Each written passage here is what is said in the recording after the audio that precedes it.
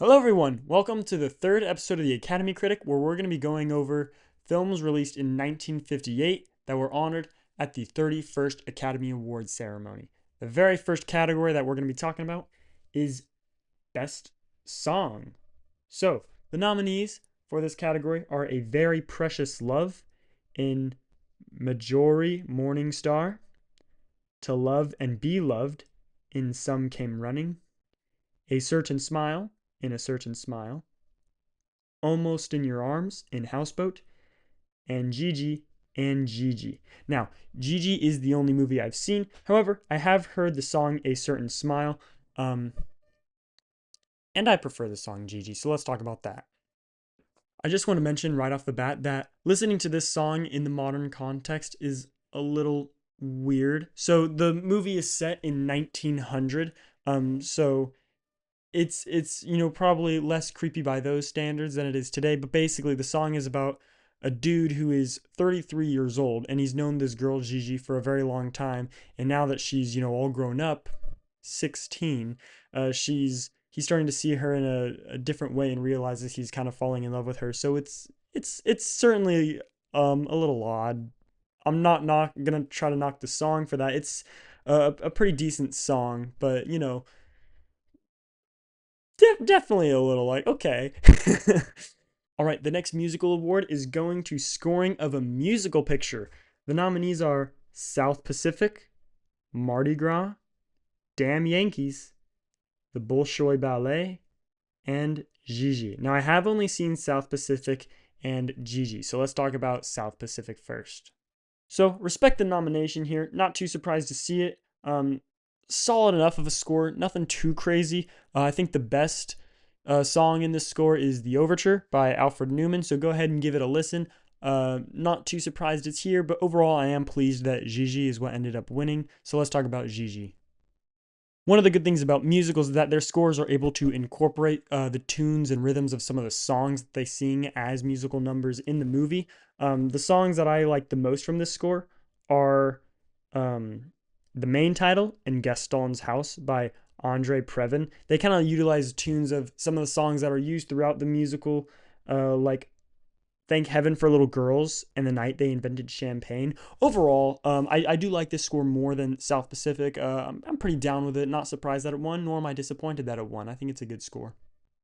All right, let's talk about the music score of a dramatic or comedy picture. So the nominees are The Young Lions, White Wilderness, Separate Tables, The Big Country, and The Old Man in the Sea. I have admittedly only seen Separate Tables and The Big Country, but I do have a snub that I want to talk about. That is Vertigo. Vertigo has a spectacular score, particularly Scene d'Amour.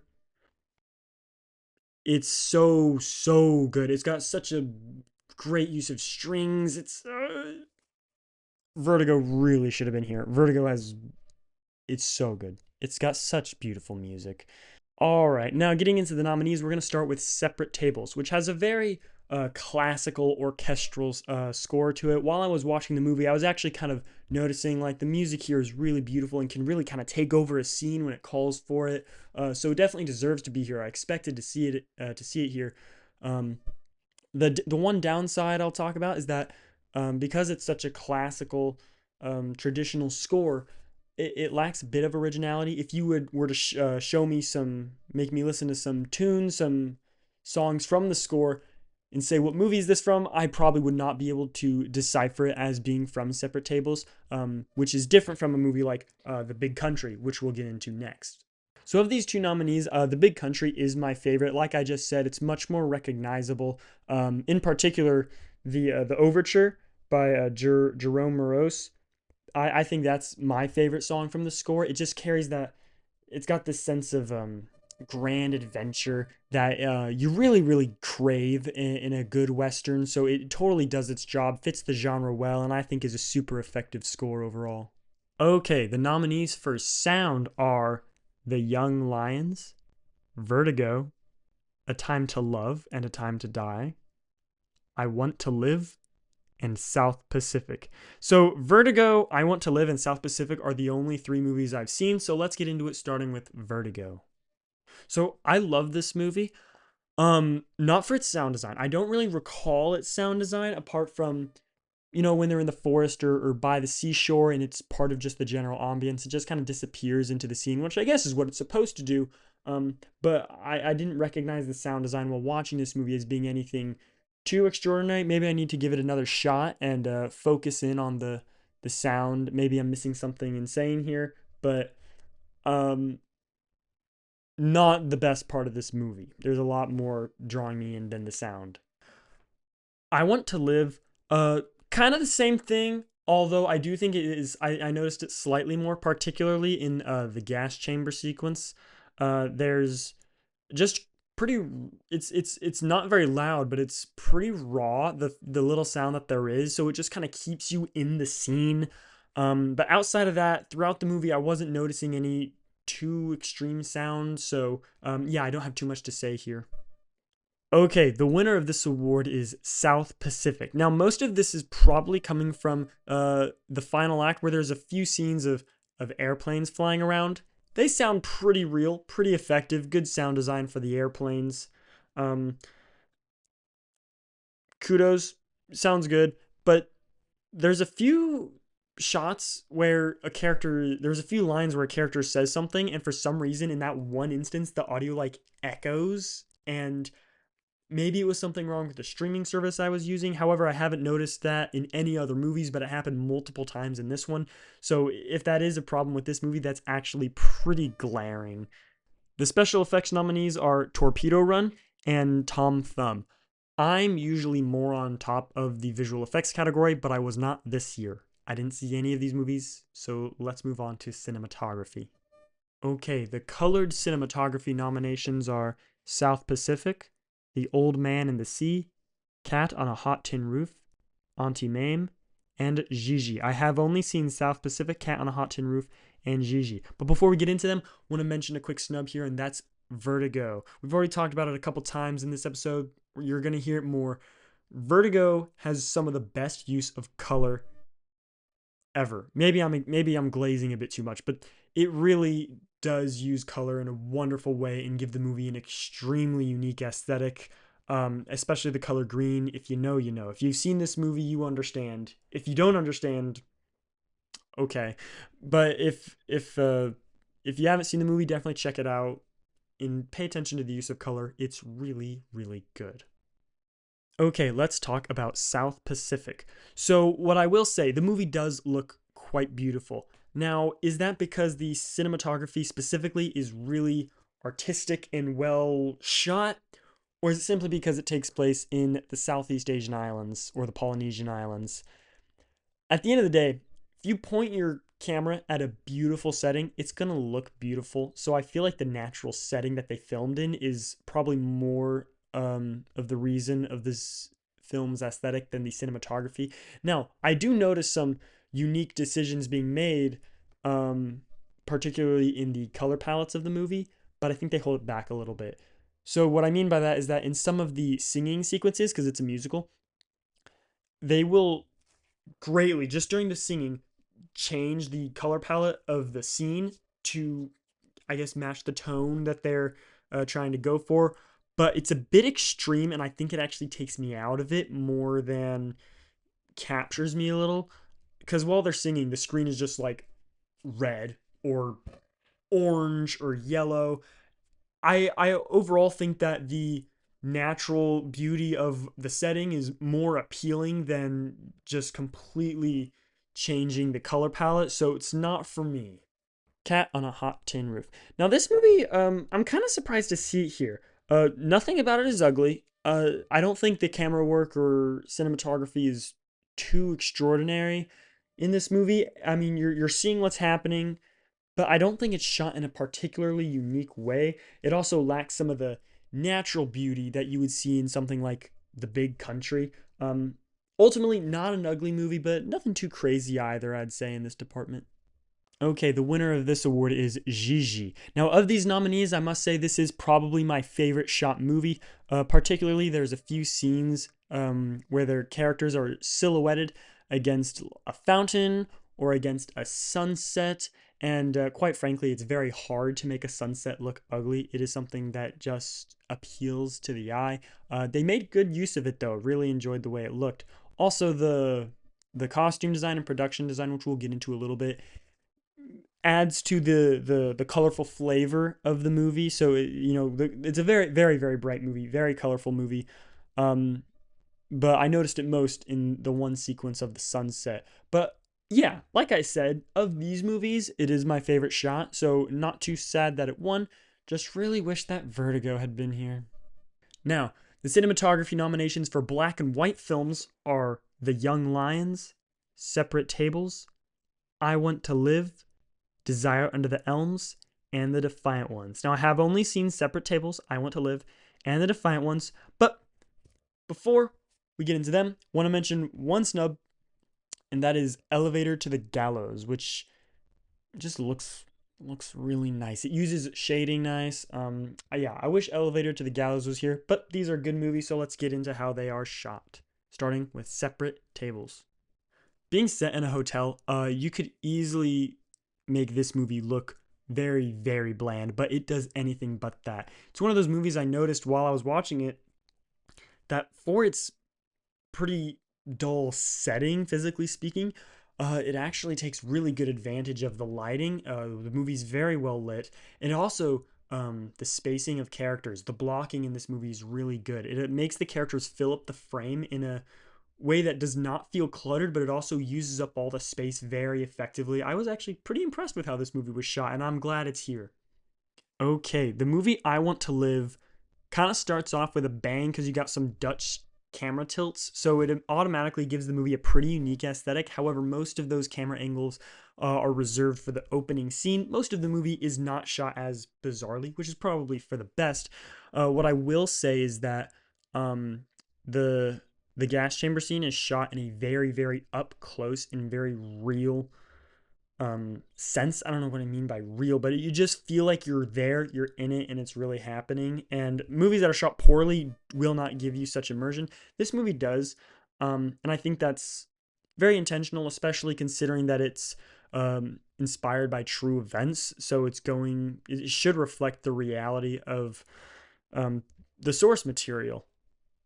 One of the shots that really caught my attention early on was this shot of the main character Barbara at the beginning of the movie.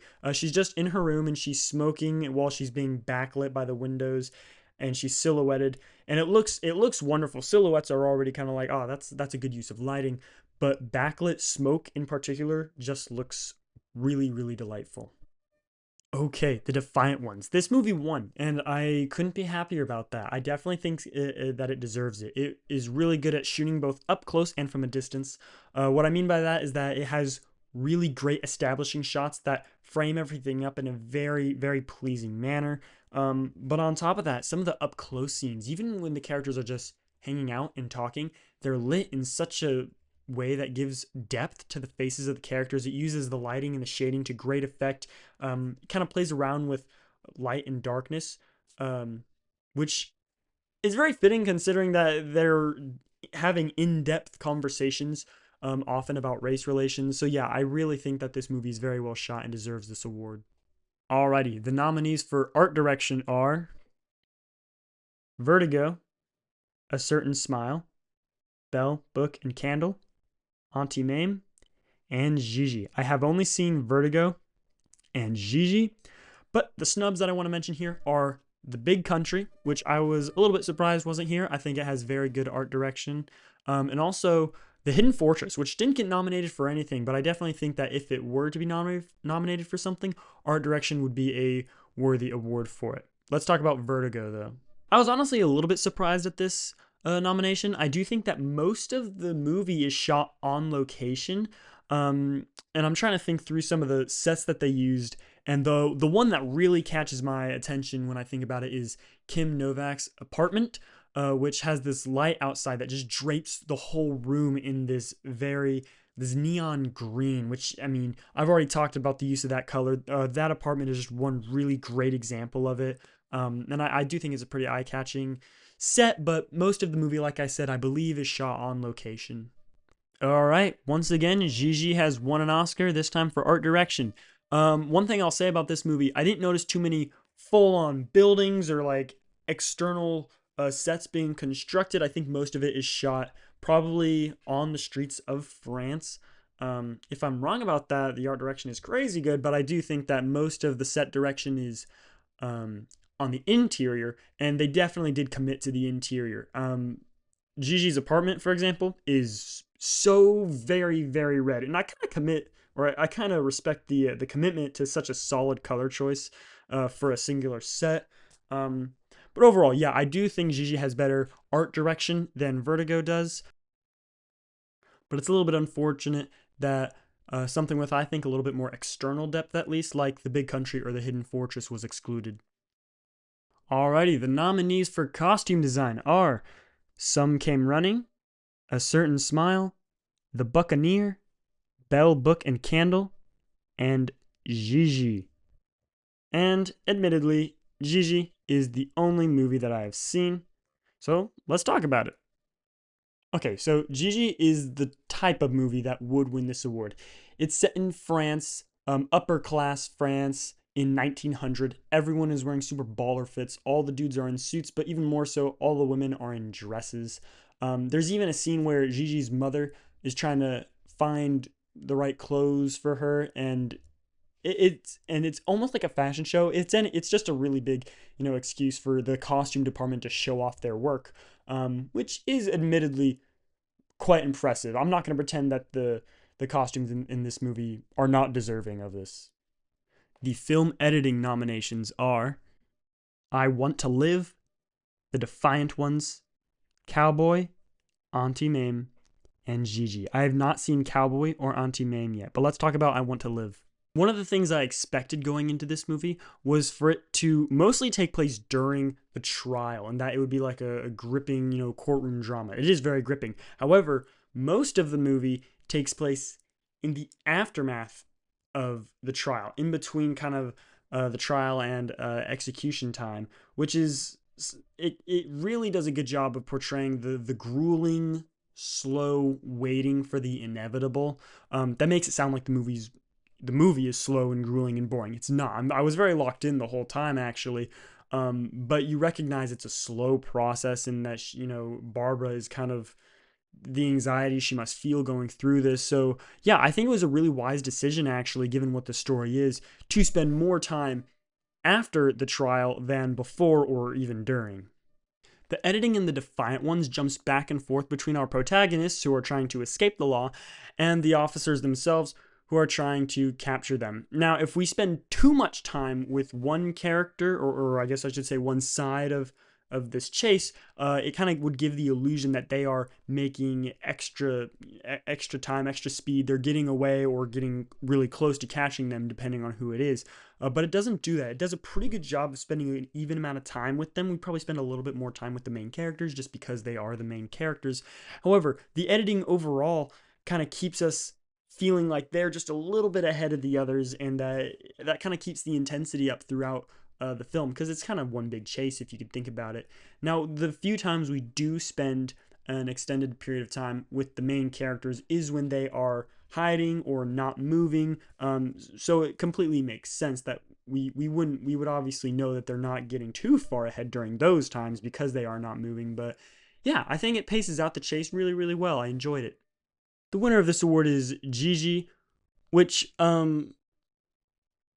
mean, I don't have any real beef with its editing. It doesn't stand out to me much, especially when you compare it to something I like I Want to Live or The Defiant Ones, which I would definitely say has superior editing. I am surprised that it won this one. It's not bad, but it's not, I think, the best edited movie of the year. I don't really have too much to say about this one, actually. The nominees for actress in a supporting role are Cara Williams in The Defiant Ones, Maureen Stapleton in Lonely Hearts, Martha Hyer in Some Came Running, Peggy Cass in Auntie Mame, and Wendy Hiller in Separate Tables. So in The Defiant Ones, Cara plays a woman who longs for a more exciting life, yet is feeling trapped by the small town that she lives with.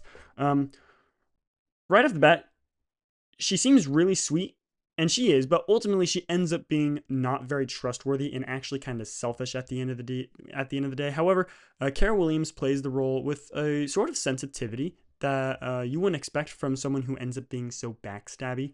However, her character definitely stands out, and I am glad that she got nominated. She deserves to be here. In the movie Separate Tables, Wendy Hiller plays the runner of a hotel, which is just absolutely run amok with gossip. Yet, despite being surrounded by all of this, she remains based the whole time. She's kind of loyal to her customers, and she doesn't let the quarrels between them kind of get in the way of her duty that she feels to those who are, doing business with her. Not surprised at the nomination, a little bit surprised at the win, but not mad. The nominees for actor in a supporting role are Gig Young in Teacher's Pet, Arthur Kennedy in Some Came Running, Lee J. Cobb in The Brothers Karamazov, Theodore Bikel in The Defiant Ones, and Burl Ives in The Big Country. This is really ironic, but the one actor I really felt got snubbed in here is Burl Ives in A Cat on a Hot Tin Roof. I know that it doesn't really matter because he ended up winning anyways for a different movie, but I found myself more drawn in by his performance in Cat on a Hot Tin Roof. But without further ado, let's talk about him in The Big Country. Hold on, nope. Forgot to mention Theodore Bikel in The Defiant Ones. We gotta talk about him first. This is a nomination that surprised me a little bit. While I was watching the movie, I wasn't super taken aback by him. I didn't really expect him to get nominated for an Oscar. Being the cop who is going after our main protagonists, we do spend quite a bit of time with him. However, I wouldn't say that there is any particular scene that I'm like, all right, this is the reason he's getting the nomination, unlike Burl Ives in The Big Country. While I do prefer his performance in Cat on a Hot Tin Roof, the characters aren't, too different. They're Burl Ives this year was just playing disappointed dads. I really hope he didn't get typecasted into this, but he does a good job. I think the most nuance that his character shows is near the end of the movie. I'm not gonna totally spoil it, but he has a pretty surprising interaction with his son that, let's just say, really shows his priorities. The nominees for Best Actress are Elizabeth Taylor in Cat on a Hot Tin Roof, Rosalind Russell in Auntie Mame, Shirley MacLaine in Some Came Running, Deborah Kerr in Separate Tables, and Susan Hayward in I Want to Live. I have not yet seen Auntie Mame or Some Came Running. But let's talk about Cat on a Hot Tin Roof. Elizabeth Taylor is one of many great performances in this movie. She plays this wife who is caught kind of in the middle of the beef between the family, particularly that of her husband and her father-in-law, his father. And she's kind of trying to hold it all together, even though that's not really her job. It shouldn't really fall on her, yet it does. And the frustration that she's going through is very palpable. All the while, she's going through some of her own internal struggles, especially some external struggles as well with her husband. Like, she wants to have this baby, he doesn't want to have this baby, and that having this baby, can that kind of bring reconciliation into the family, or will that just make things more difficult? Yeah, a really, really, really great performance here by Elizabeth Taylor. Definitely think she did a really good job. Is very worthy of this nomination. Deborah Kerr in Separate Tables. Her character in this movie is very, very meek, very, very shy, very innocent, very gentle. But despite being so reserved, she desires a more exciting life, but kind of lives that vicariously through some of the other characters in this movie, one in particular that we'll get to later. But her shy and reserved nature kind of makes her emotional outburst in this movie a bit more shocking. It doesn't feel totally out of character. Given the setting, it feels very appropriate. But you do really feel the emotional turmoil might be a strong word, but she's very, very upset, and it comes off very clearly. I think that Kerr did a really, really good job. She plays it very consistently and very believably. I'm not too surprised she's here. I kind of expected her to see her here.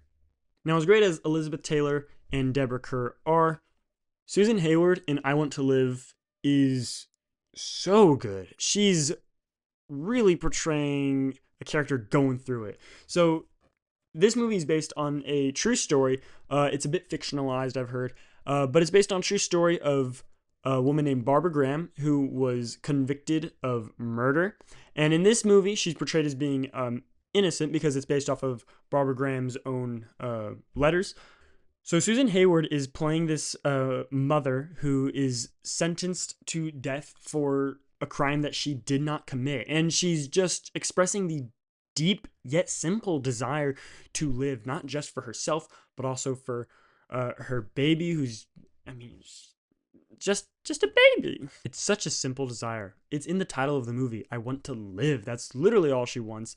And she's not being allowed to do that, and it's such a slow, grueling process that we talked a little bit about in the editing. And all the while, Susan Hayward is just given such a good and layered performance that you really, really latch on to and can really believe throughout the whole movie. I absolutely think she deserves this award.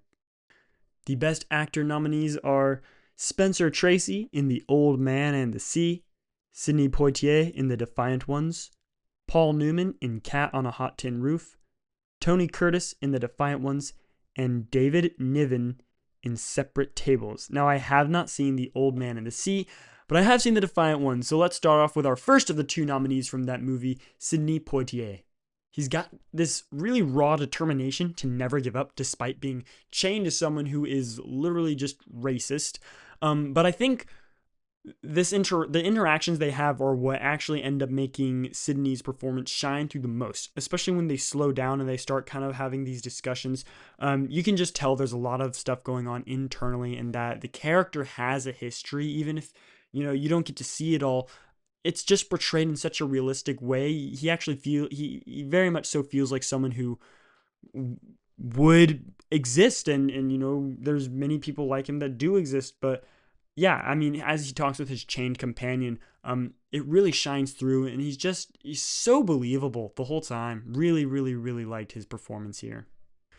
All right, in Cat on a Hot Tin Roof, Paul Newman is playing an angered alcoholic who he knows he's an alcoholic, yet he refuses to repent. This kind of strains his relationship with his wife and with his father, and they end up kind of clashing in some really well-written scenes. There's one especially that's outside by the car. If you've seen the movie, you know what I'm talking about. And also inside in the basement later on, they get into some really well-written skirmishes that kind of grow and change the characters and their understandings of each other, and all the while Paul Newman is giving a very memorable and believable performance. All right, Tony Curtis in The Defiant Ones. You know that racist companion of Sidney Poitier's that I mentioned earlier? Well, Tony Curtis is him, and he's doing a really good job. He's playing, I don't think his performance is as good as Sidney Poitier's, but I do think they both deserve to be here. I'm glad that they are.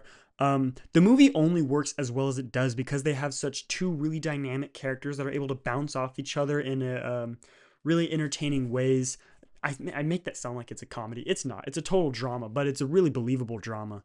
So although they absolutely butt heads at the beginning, he gets to a point, Tony Curtis's character that is, where he's actually eventually willing to put Sidney Poitier's character's needs above his own and kind of risk himself to help him out. And so that dynamic change, it doesn't happen like that.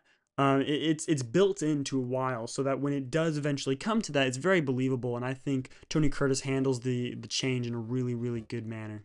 But the winner of this award is David Niven in Separate Tables, who plays an old gentleman who likes to dazzle people with his old war stories. However, when some not so flattering news comes out about him, everyone that he, considered his friends beforehand kind of turns their backs on him. And it's pretty sad to see, actually, because he's kind of left all alone at this hotel that he used to be always welcome to, until everyone kind of gives him the silent treatment, in a sense, and turns their backs on him.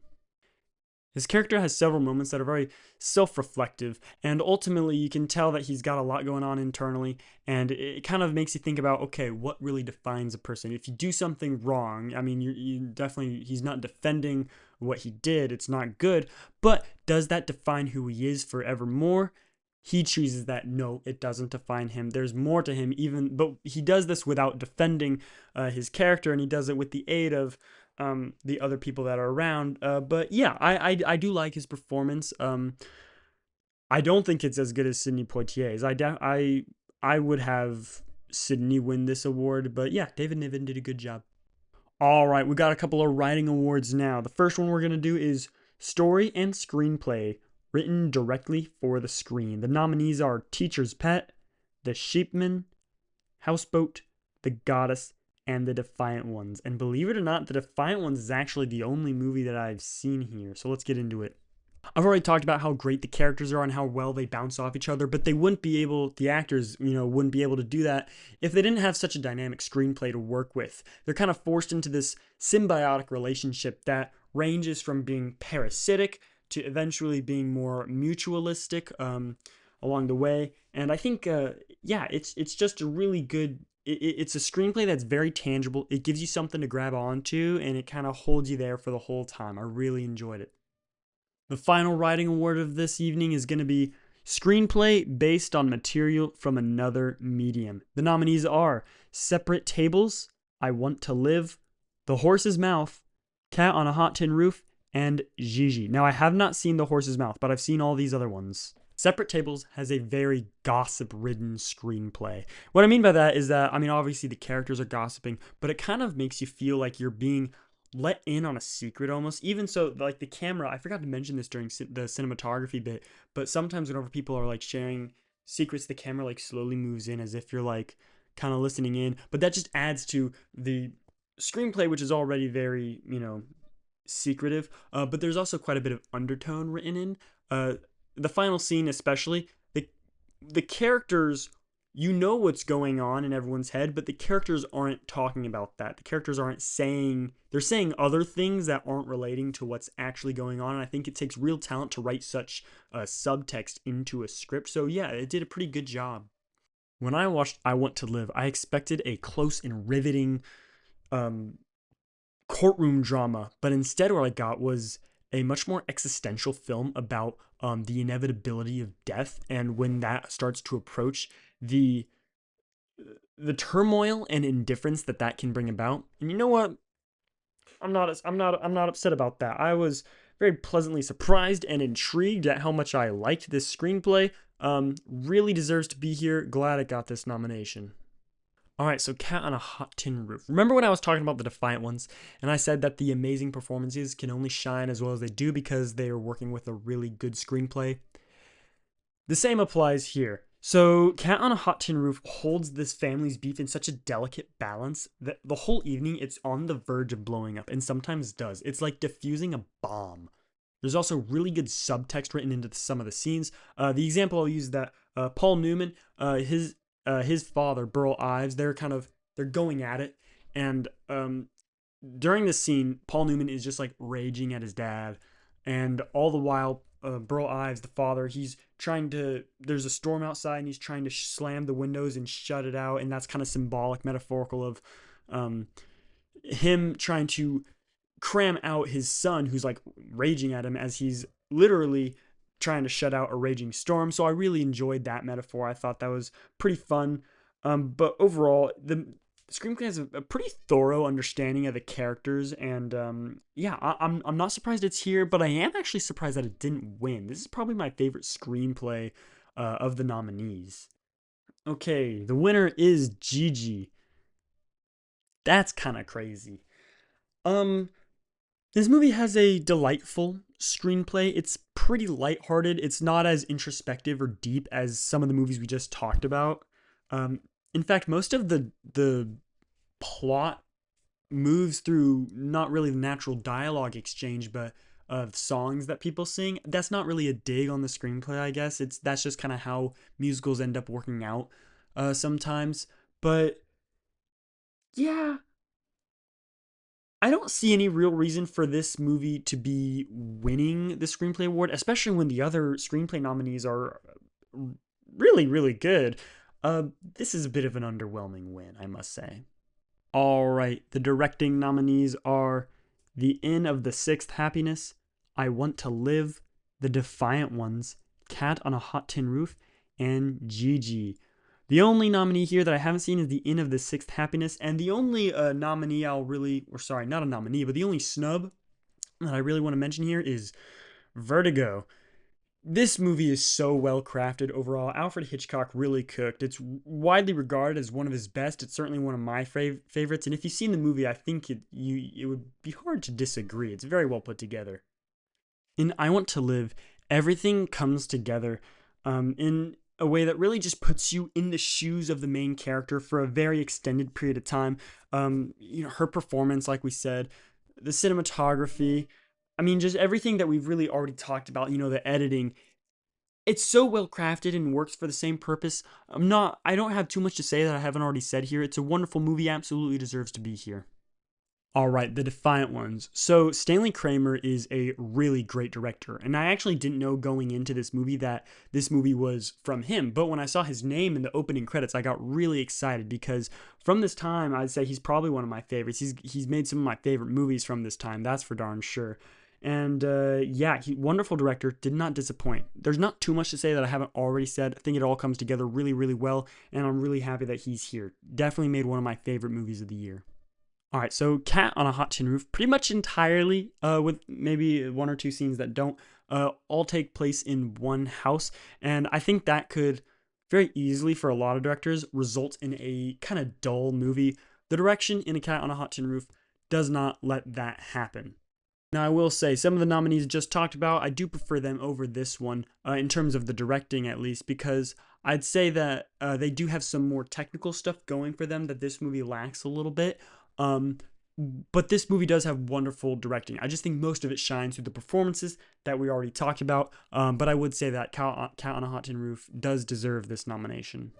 The winner is Gigi, and that's pretty wild. I mean, it's a fun and delightful movie. I mean, none of the performances are anywhere close to some of the performances that we've already talked about. The performances in these other movies, I Want to Live, The Defiant Ones, Cat on a Hot Tin Roof, those performances are all great. The director's not pulling too much from them. This is the only musical that got nominated, but the musical sequences aren't shot or anything in a particularly ecstatic way. Like, there's not much choreography that they're having to work around and practice and direct. It's just kind of people singing the songs, which is fine, but yeah, I really don't see why this movie is winning Best Director, especially when it's going up against movies like The Defiant Ones and I Want to Live.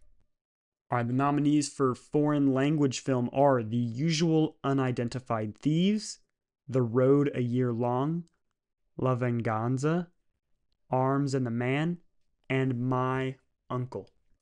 So the two snubs I want to mention are Elevator to the Gallows and The Hidden Fortress. They definitely should have been here, but without further ado, let's talk about My Uncle. I found myself just waiting for the credits to start rolling. I couldn't lock into this movie. I actually turned it off and walked away because I needed a break, and then I came back and finished it later. The family in this movie, they have this fish fountain, which I don't know why. I hate it so much.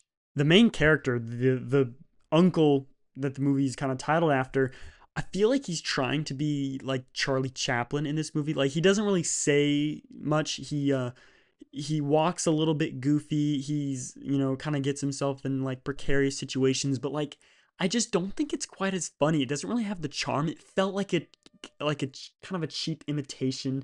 The plot, not much happens in this movie.